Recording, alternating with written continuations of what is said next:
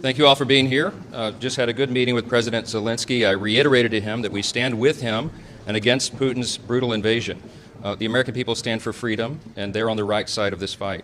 I have asked the White House since the day that I was handed the gavel as Speaker for clarity. We need a clear articulation of the strategy to allow Ukraine to win. And thus far, their responses have been insufficient. They have not provided us the clarity and the detail that we requested over and over since literally 24 hours after I was handed the gavel as Speaker of the House. And so what the Biden administration seems to be asking for is billions of additional dollars with no appropriate oversight, no clear strategy to win, and none of the answers that I think the American people are owed. This is my video update on this Tuesday, midday, December the 12th. Let's talk about some news. And let's start things off with an update from Poland. We have a new prime minister in Poland. It is official. Mr. Donald Tusk is now the prime minister of Poland. And Donald Tusk, he is an EU insider. He held the position that Michel currently has. And I believe when Tusk, I think it's European Council president is the position that Tusk once held and that Michel currently has. And when he was at the EU, Tusk, it was Jean-Claude Juncker who had the position that Ursula currently had. So in Greece, we remember Tusk and Juncker very, very well. And he's not very well liked amongst the Greek people, that's for sure. But Tusk he's EU insider, neoliberal, globalist, all the way. He is EU first. EU first, Poland, you know, Poland's kind of down there. So, yeah, that's Donald Tusk. He is now the prime minister of Poland. And keep in mind that in the elections, Tusk's party actually came in second, but they got the numbers for the coalition to put together a coalition, and now he's prime minister of Poland. Ursula von der Crazy, very, very happy about the fact that Tusk is now prime minister of Poland.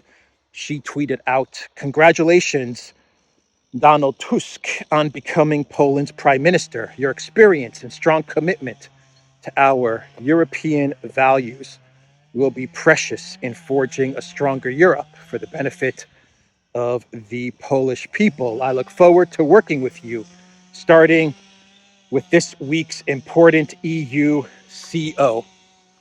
So when Ursula's happy, you know your country's in big, big trouble.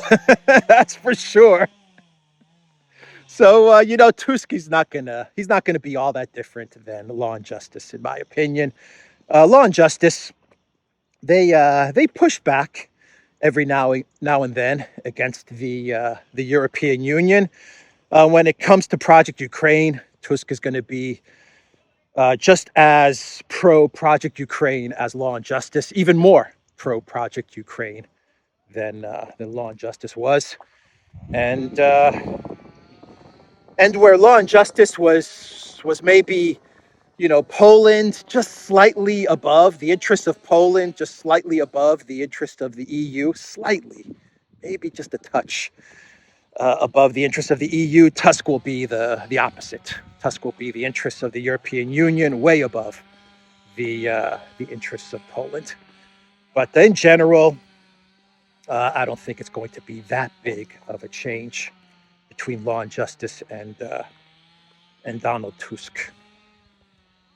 If anything, it's going to be a lot worse for Poland, because Tusk is going to follow the neoliberal globalist path of the European Union above all else. But Ursula's happy. She is very happy that Tusk is now Prime Minister of Poland. And let's talk about Ursula and the European Union, because we have an article from the Financial Times talking about the EU's plan to finally get some money from the Russian frozen assets, steal some money from the 300 billion in Russian frozen assets. Actually, the plan is, at this stage, the plan is for the EU to take the interest, the profit earned on the Russian frozen assets in Europe, take those profits and divert them to Project Ukraine. Allegedly divert them to Project Ukraine. And we're talking about 3 billion, roughly 3 billion euros every year up until 2027, 2028. So the EU is hoping to send, over the next 4 years, they're hoping to send around 15 billion to Project Ukraine, which is the profits and interest earned on the 2 or 300 billion in Russian frozen assets in EU member states. And the Russian frozen assets, the interest that's earned on these frozen assets, is all managed by a group in Belgium, by a company in Belgium called Euroclear. And so the EU, in the meeting that they're going to have this week, they are seeking the approval from all the member states to take the profits from the frozen assets and divert them to Project Ukraine. The Financial Times reports that Brussels will propose on Tuesday to ring-fence profits generated from Russia's frozen assets in the EU, aiming to eventually skim off up to 15 billion for Ukraine's benefit. Interesting choice of words, huh? Skim off for Ukraine's benefits. That sounds like a bit of money washing terms. Those are money washing terms, if you ask me. Skim off. Anyway, the Financial Times continues. The European Commission plan had been delayed since the summer after several EU member states and the European Central Bank raised legal and financial concerns.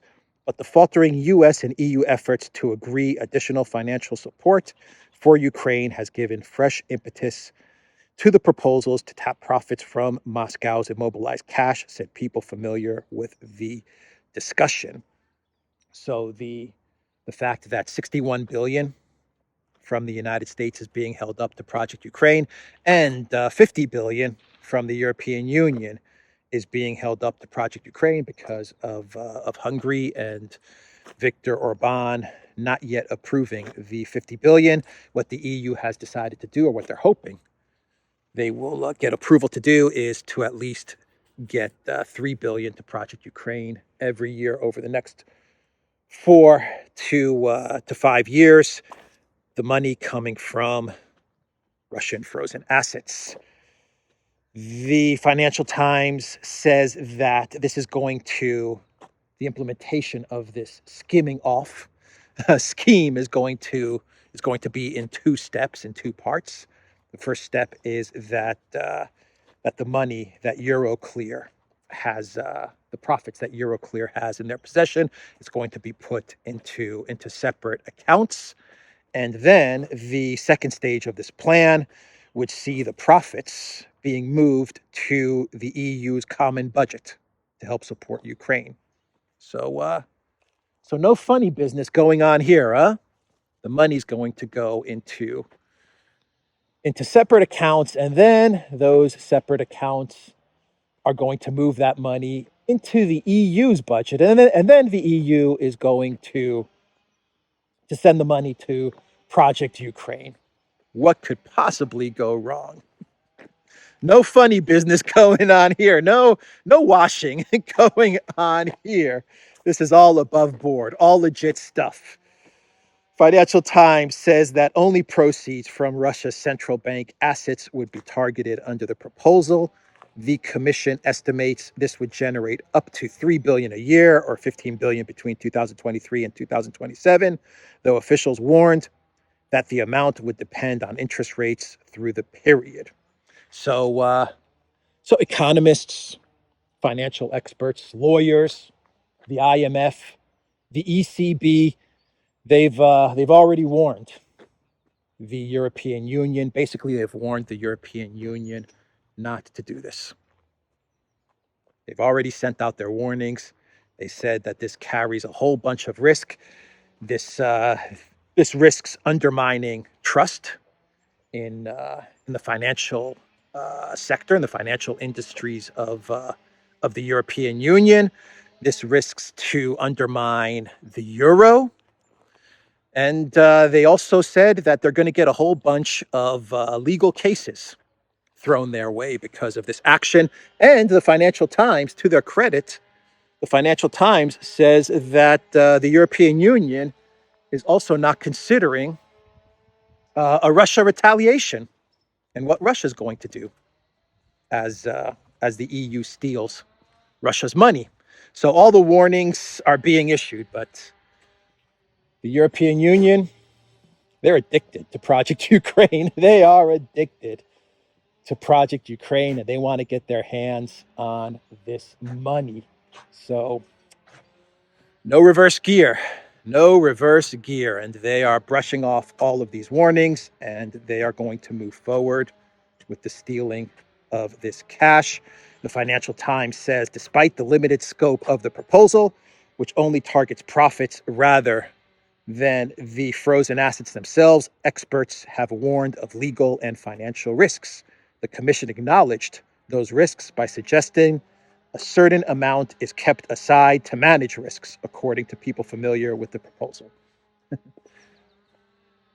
Ursula saying, we have tools. Don't worry, we have tools to deal with the lawsuits and the financial risks and the risks to trust and the risks to our financial markets and the risk to the euro. We have tools to deal with all of that stuff. Oh boy, this is going to be a freaking train wreck for the European Union. This is going to be a train wreck. And this is the first step. This is the first step to seizing the actual 200 billion or 300 billion or 150 billion, whatever that amount is. Now they're taking the profits, but this is just the first step to stealing all of the money. That's where they're heading towards, and they want to get to that money before the whole thing freaking collapses. You know that the EU kleptocrats, they want to get to that money before everything comes crashing down. So they're going to take the first step to seizing the Russian assets. Seize, not freeze. Remember Ursula when she said that? We're going to seize, not freeze. Ursula. Oh boy, Ursula. Tatters. Tatters. She is going to put the EU economy into the tatter zone. The EU economy is going to enter the tatter zone. By the way, I read some articles which claim that the entirety of the European Union is heading into recession.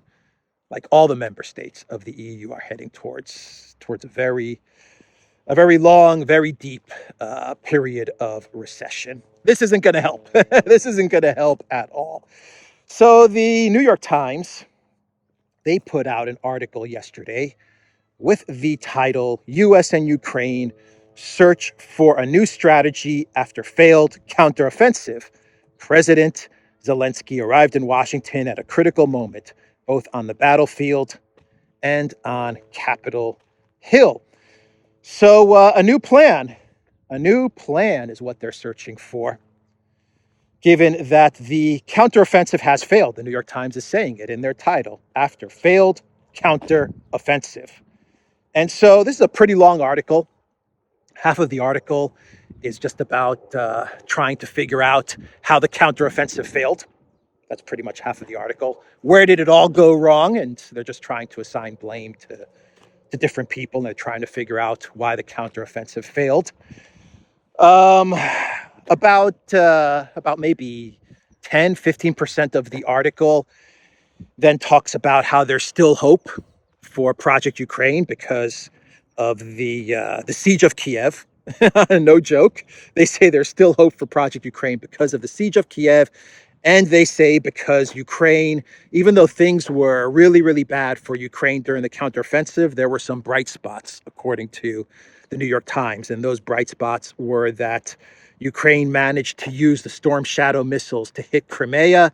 And according to this article, the Ukraine military, they uh, they won a naval victory in the Black Sea. Since when was this? When was this war a naval war? I don't know, but they claim that Ukraine won a naval victory, and these are the bright spots of the counteroffensive. And this is something that that the Ukraine military and the Biden White House can build on going forward in this new plan. But in general, this article is not about winning. This article doesn't talk about Ukraine winning. This article essentially talks about putting together a plan so that the collective West, so that the Biden White House doesn't lose face, doesn't have another Afghanistan debacle. That's basically what this article is about. They don't mention winning at all. What they do talk about in this article is creating a plan and creating the conditions so that Russia can come to the negotiating table and the collective West has some leverage over Russia during negotiations in 2024, 2025. That's what this plan is all about. Creating the conditions so that Russia negotiates with Ukraine or with the collective West, and the collective West has some leverage over Russia. That's the new plan. Winning is off the table now. They don't even talk about winning. Actually, this article even says that that Ukraine is not going to get any territory back, or they're not going to win any territory. Forget about all that stuff. What needs to happen now, according to this article and according to this new plan, is that Ukraine needs to dig in. They need to build defenses, and they need to create some symbolic victories. They have to win some symbolic victories, a missile here, a missile there, and create the conditions so that it's difficult for Russia to advance, and eventually Russia comes to the negotiating table. That's basically the key takeaway from this article. Let me read you some parts of this article here. The United States is stepping up the face-to-face military advice it provides to Ukraine, dispatching a 3-star general to Kiev to spend considerable time on the ground. U.S. and Ukrainian military officers say they hope to work out the details of a new strategy next month in a series of war games scheduled to be held in Wiesbaden, Germany. The Americans are pushing for a conservative strategy that focuses on holding the territory Ukraine has, digging in and building up supplies and forces over the course of the year. The Ukrainians want to go on the attack, either on the ground or with long-range strikes, with hopes of seizing the world's attention. So one part of the plan is for a U.S. general to actually be on the ground in Ukraine, strategizing everything. Basically, the U.S. is, the New York Times is basically saying that the U.S. is going to be running the show going forward. They were running the show before, but now they're admitting that they're going to have a general or generals in Ukraine, commanders, military officials in Ukraine who are going to be running things from here on out. So that was a pretty interesting admission. And then they talk about the tension between Ukraine and the U.S. officials. Ukraine wants to continue to go on the attack, but how, with what? They don't have anything to really attack with, and they're asking for more stuff, but the U.S. is like, we don't have any more stuff to give you. But they're still talking about going on the attack, and the U.S., they want Ukraine to dig in, play defense, and just create the conditions for some sort of a negotiation. The article says that American officials say Ukraine will have to fight on a tighter budget. Some in the U.S. military want Ukraine to pursue a hold and build strategy, to focus on holding the territory it has and building its ability to produce weapons over 2024. The United States believes the strategy will improve Ukraine's self-sufficiency and ensure Kiev is in a position to repel any new Russian drive. The goal would be to create enough of a credible threat that Russia might consider engaging in meaningful negotiations at the end of next year or in 2025. At the same time, Ukrainian officials are examining strategies that build on their successful deep strikes on Crimea last fall. They are searching for creative ways to keep Russia off balance with attacks against arms factories, weapons depots, and train lines for moving munitions and to score symbolic victories. One Ukrainian former senior military official declined to discuss the proposals, but said the new plan is being refined and is very daring. So that's the plan. That is the plan. Dig in, hold, build and hold, build and hold. And when a Ukraine official says that they're planning some very daring operations, I take that as terror attacks. SBU, Budanov, and these types of things.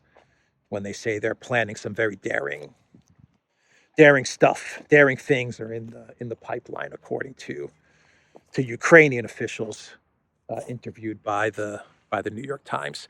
So build, hold, get some missiles to try and hit areas in Crimea or the Kerch Bridge, and then get Budanov and the SBU and these guys to launch various terror operations. And they're hoping that in 2024, 2025, the Russians will just be like, okay, let's negotiate enough.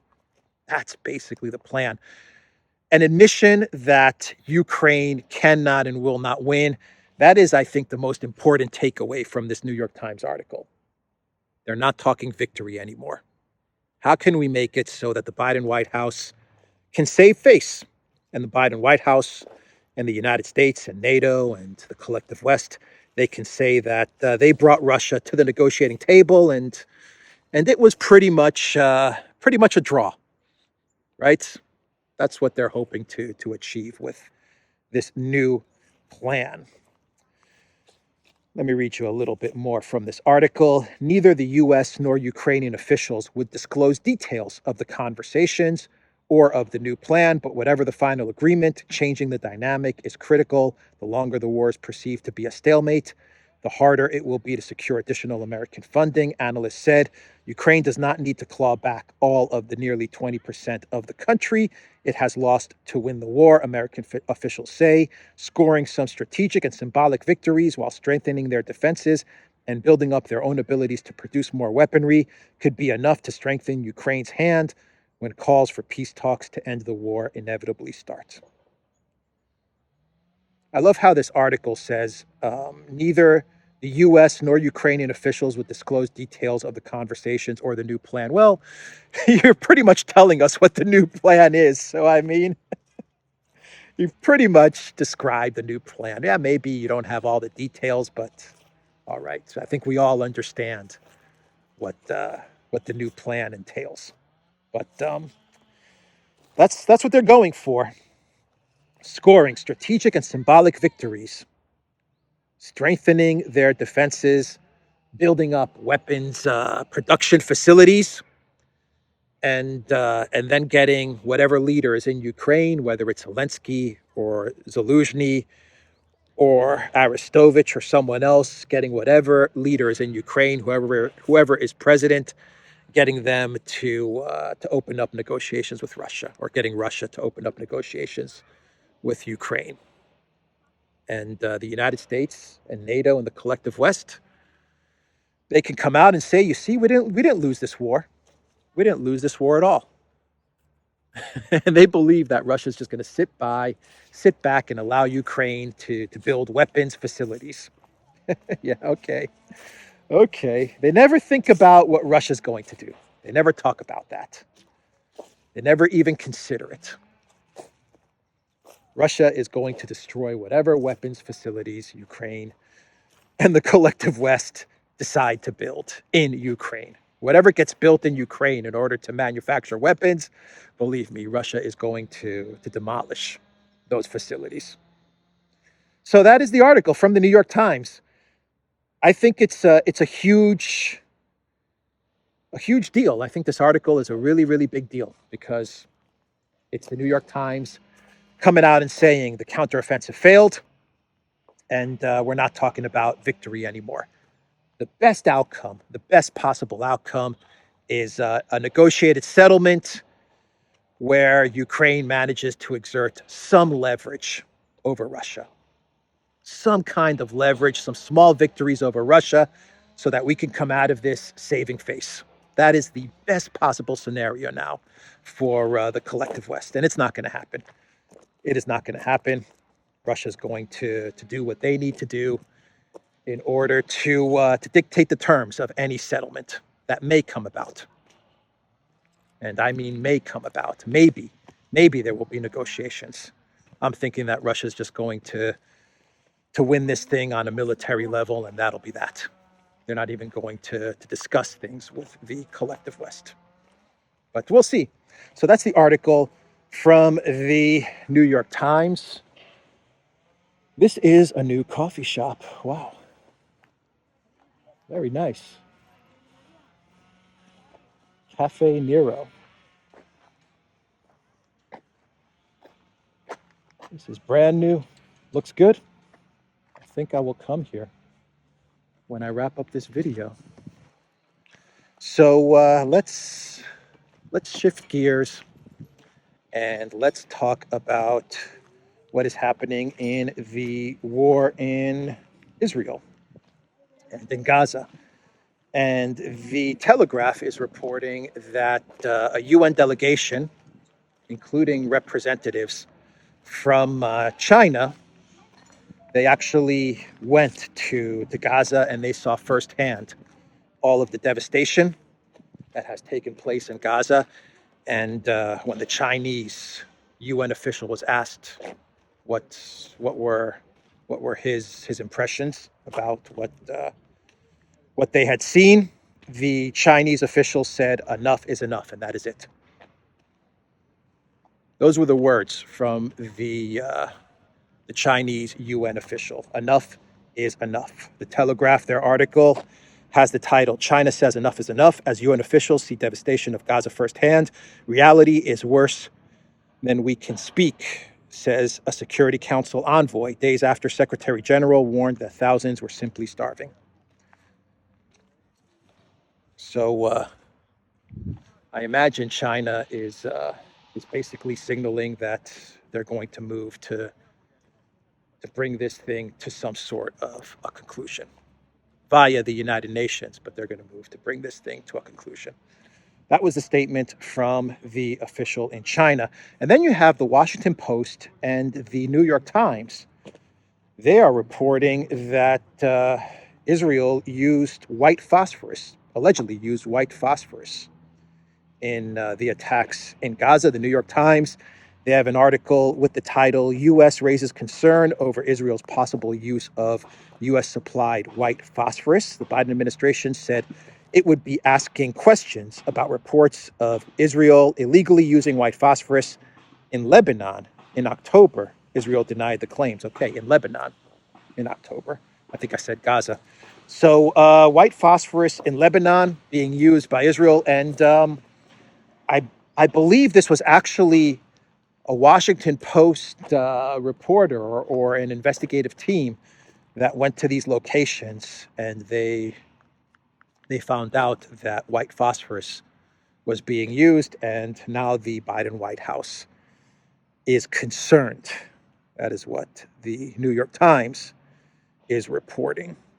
And the New York Times is also reporting that that Netanyahu was funneling money to Hamas for many years, propping up Hamas. This is from the New York Times. This is not Alex saying this. This is the New York Times reporting on this. They have an article with the title, "Buying Quiet: Inside the Israeli Plan That Propped Up Hamas. Prime Minister Benjamin Netanyahu gambled that a strong Hamas, but not too strong, would keep the peace and reduce pressure for a Palestinian state." Basically, this article from the New York Times is saying that what Netanyahu would do, I believe from like 2000, I want to say 2016 or 2014 to 2018, 19. Basically, what Netanyahu would do is that, along with Qatari officials, they would get money to Hamas, and this money allegedly was going to go to the citizens of Gaza. But the New York Times reports that obviously the money never went to the citizens of Gaza. It was taken by Hamas officials. But the money was meant to prop up Hamas and get money to citizens in Gaza, like cash. Like they would bring suitcases into Gaza with Netanyahu's help. These Qatari officials, these diplomats, and this was all being done so that Netanyahu can keep Hamas propped up and can prevent the Palestinian Authority from gaining a power. That was pretty much his plan, kind of a divide and rule kind of plan that Netanyahu had put in place. That is what the New York Times is reporting. Actually, let me pull up. I'm walking into trees.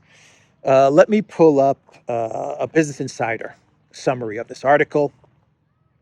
They have the title, Israel drove suitcases stuffed with cash into Gaza to keep Hamas in power, according to the New York Times. Let me read you a little bit from what Business Insider is saying. Israeli officials are facing backlash after years of Prime Minister Netanyahu quietly allowing Hamas to remain in power.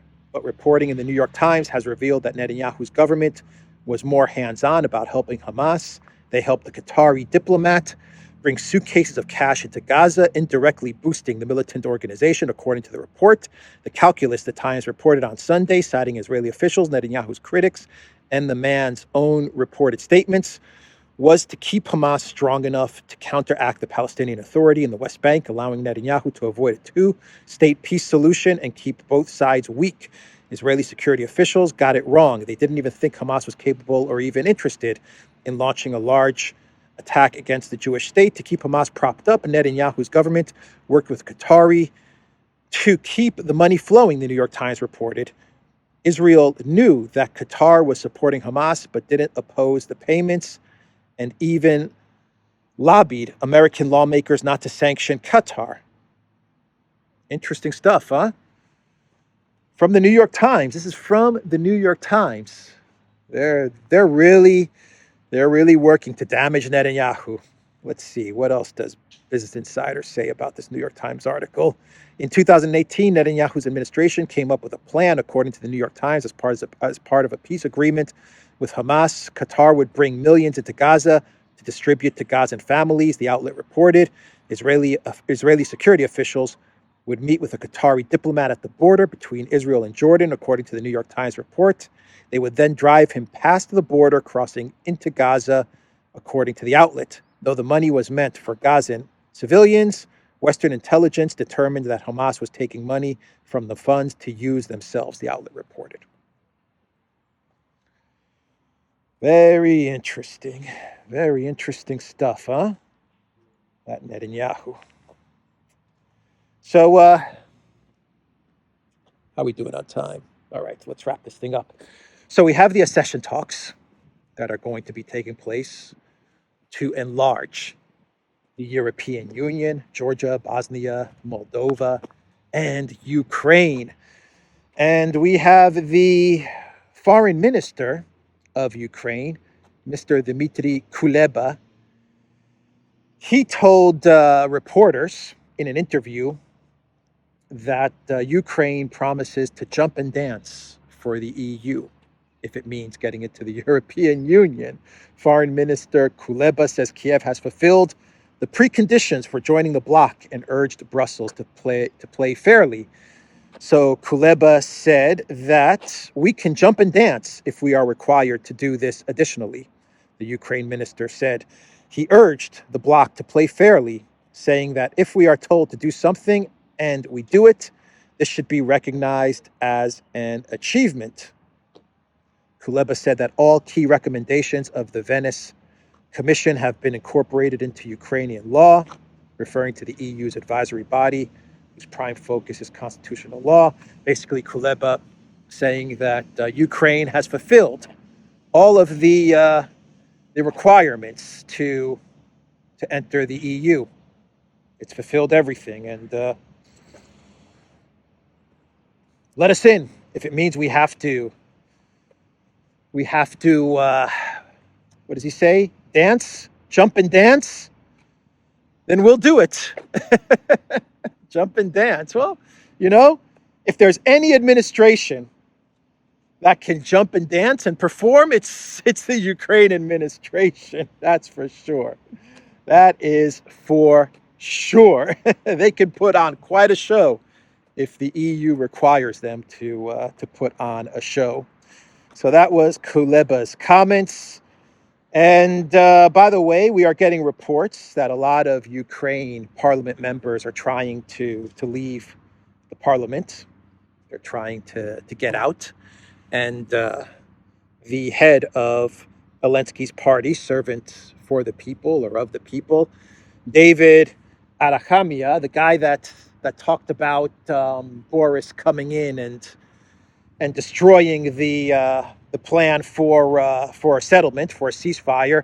That guy, who's the head of the Servant of the People Party, which is Zelensky's party, he is trying to prevent lawmakers from leaving the parliament. And I think the parliament of Ukraine had something like 426 parliament members, and now it's down to like 400. And they're saying enough. You can't leave parliament because if you continue to leave parliament, if everyone continues to bolt, they continue to leave Ukraine with their bags or suitcases of money, which is what I imagine they're trying to do, then there's not going to be a parliament left, and the whole parliament collapses. So that was an interesting story. Okay, let's do a couple of clown worlds, and the first clown world is once again the Summer Olympic Games in Paris. We now have leaders of Baltic countries telling the Olympic Committee that they expect the cancellation of Russian athletes. They expect the Olympic Committee to change its mind and to completely ban Russian athletes, to not allow them to compete as neutral athletes, and they want a complete ban. And the Baltic nations, they're telling the Olympic Committee, we expect this and we want this done. And they expect the Olympic Committee to do as the Baltic nations tell them to do. And if I was the Olympic Committee, I would tell the Baltic nations, if you don't like the fact that Russian athletes are going to be competing at the Olympic Games as neutral athletes, if you don't like that fact, then boycott the Games. The Baltic countries will not be missed at the Olympics. That's what I think the Olympic Committee should say and do with regards to this threat from the Baltic nations. Let's see, Navalny, according to various reports, has gone missing. Putin's biggest critic is now missing from prison a week after the Russian president announced another run for office. So there are reports that Navalny's name has gone missing, has disappeared from the prison, the penal colony list of prisoners. It's not there anymore. And the lawyers, Navalny's lawyers, they said they haven't been able to talk to Navalny in the last 5 or 6 days. And now the collective West media is talking about Navalny disappearing just at the moment that Putin announced that he is going to run for re-election in March of 2024. Nonsense stuff, man. I don't know where they took Navalny, or if they even took Navalny, or if any of this is true. But believe me, Putin is not worried about Navalny. Navalny was much, much more popular in the collective West than he ever was in Russia. In Russia, even at his height, even at his peak, Navalny's popularity was low, very low, single digits at that.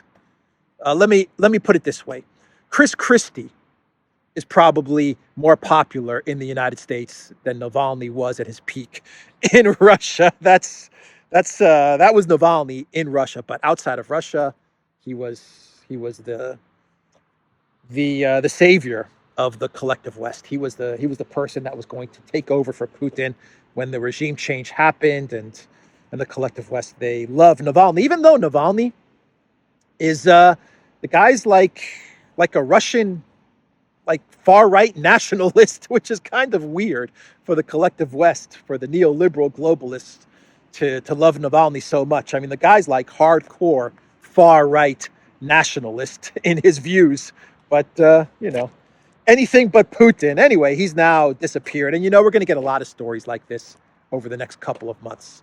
Up until the elections in Russia take place, you're going to get story after story about Putin's health, about competitors to Putin, about Putin jailing opposition, Navalny. You're going to get daily stories about Navalny, and this is going to be a regular theme running up until the elections take place in Russia. So just expect a lot of articles about the elections in Russia from the collective West media, and a lot of articles about Navalny and Putin's competition and stuff like that from the collective West media. And finally, we had Zelensky meeting with Lloyd Austin yesterday in the United States. And check out this photo of Zelensky meeting with Austin. I'll put it up on the screen right now. And Zelensky travels to the United States, and he goes to the Pentagon to meet with Lloyd Austin and U.S. generals. I believe the Joint Chief of Staff is there as well. And Zelensky and Yermak, his entertainment lawyer, and that's what Yermak is, his entertainment lawyer, they come into this meeting wearing their green outfits. Actually, Zelensky wore a brighter green for this meeting, so I don't know what that means. But it's time to wear a suit, bro. It's time to wear a suit. Man. Anyway, that's the video, everybody. The Duran.locals.com. We are on Rumble, ODYSEE, BitChute, Telegram, Rockfin, and Twitter X. And go to the Duran shop. 20% off. Use the code TheDuran20. Take care.